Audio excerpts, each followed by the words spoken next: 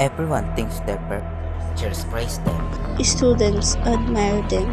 It's time someone knock them down.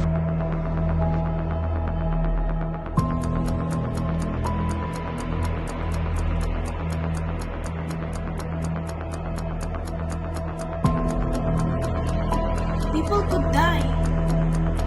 That's the point. Want to explore an abandoned house tonight? Sounds fun. I'm coming. Are you sure? Absolutely.